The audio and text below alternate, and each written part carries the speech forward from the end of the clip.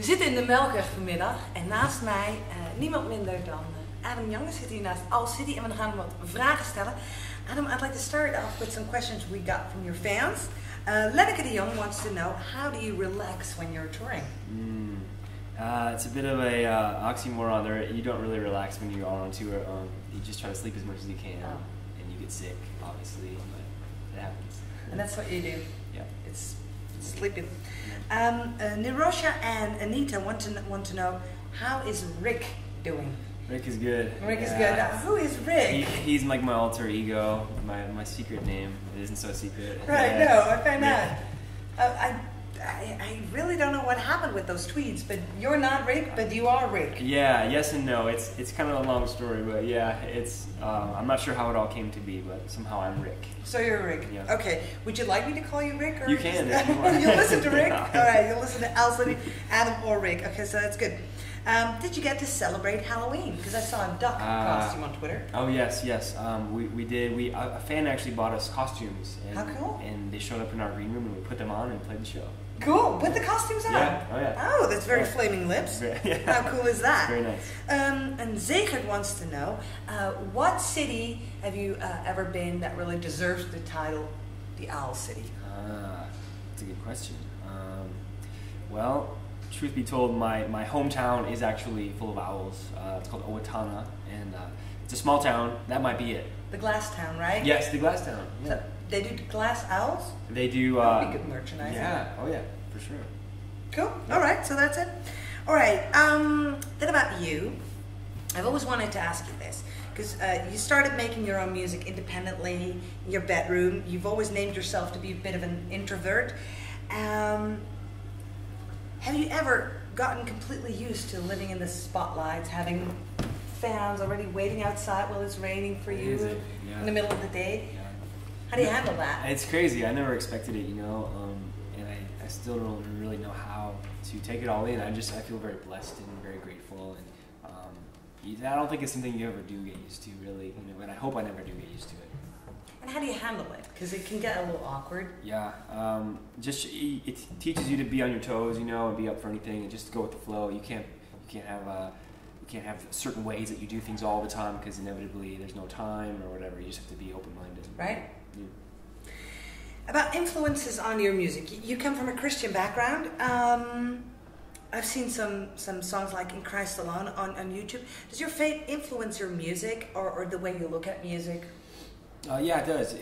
It's always been a big part of who I am, So when I started writing music, I knew that I didn't want it to forget that or let that kind of go onto the wayside. I wanted to make sure that I didn't hide that fact, just because it's so much a part of who I am. But at the end of the day, the music really is just the music, and I want to make sure that I sort of stay out of the equation as far as telling people where I want my music to be filed under a certain category. To me, it's up to them.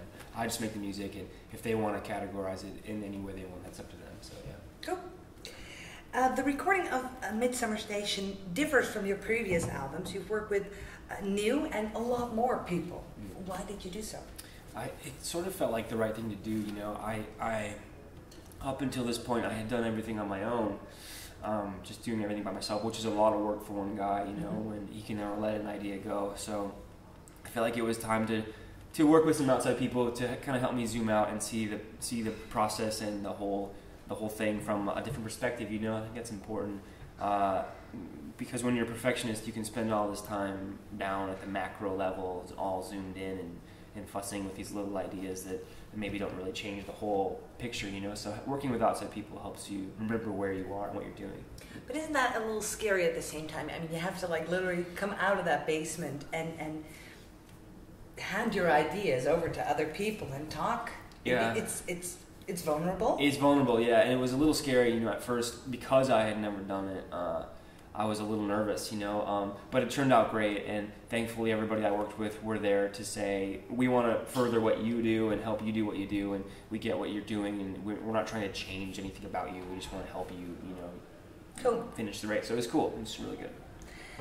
There's also a change in your songwriting on Midsummer Station. Is that due to writing with other people, or and what was that like for you? I mean, opening your music to others is one thing, but lyrics to me, always seem a little bit more about, well, your lyrics have been about your dreams, your ideas, fantasies, and how do you share stuff like that with others? Yeah, that's a tough thing to do. When you work with somebody else, it's hard to have the final product be so inherently personal and so incredibly unique to you, because you have another person weighing in, you know.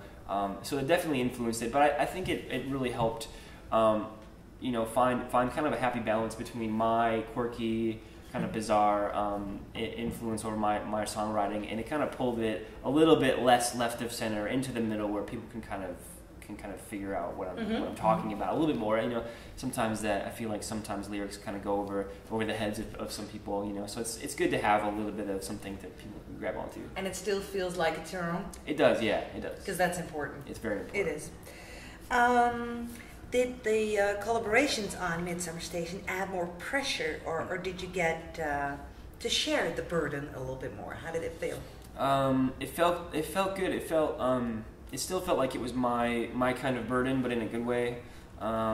It just felt like there was more kind of fuel on the fire, you know, with more people helping out, and it just felt, it felt like I was writing with a little bit more purpose, maybe, because there was more people involved and more people asking about what's going on, and having more of that weight was good. Cool. And who would you want to collaborate with for a future album? Let's say anything's possible. You could do a wish list. I would choose Enya, actually. I love Enya. Really? Yeah. I didn't see that coming. I know it's weird, but I love what she does. I love her music. I don't know what it would sound like, you know, but she'd be on my list for sure. Number one. Really? Okay, yeah. So we've got Enya, and you want her to do like a lead vocal, or you mean like about her music, which is completely spawn out. Like it is about atmosphere. Her music. It is, and yours is too. Her music is very dreamy, and I love that about it. So I don't know. Yeah, I would definitely want her to sing on it and add her flair, you know, her touch to it. Taylor Swift might be another collaboration. You know, B.O.B. I love what he does. I'm really interested in kind of the urban side of production and tracks, and music and stuff. I don't know, it's kind of across the board. That's good, that's good. And lyric-wise, is there somebody that you would want to co-write with? Chris Carrabba from Dashboard Confessional has been one of my heroes for a long time. Great lyricist, just a great artist with a career of his own, you know. I really look up to him, so he'd be on my list too. Cool. All right, so we've got the list. We'll make some phone calls for you. Thank you. Okay. Well, that's it for now. I have one more final question. Is there a question that you might have regarding the Netherlands, Amsterdam, the Dutchies? Because this is your chance. Yeah. Well, I guess not really a question. It's merely I've been such a big fan of like Dutch trance music forever. So like Armin van Buuren is one of my favorite artists in the world. That's just like it's more of a statement, but yeah. So it's great to be here. I love knowing that like trance is like. Or like maybe dance music is like your biggest export, maybe, right? Yeah, far as music, pretty close. Music, maybe, definitely. Right?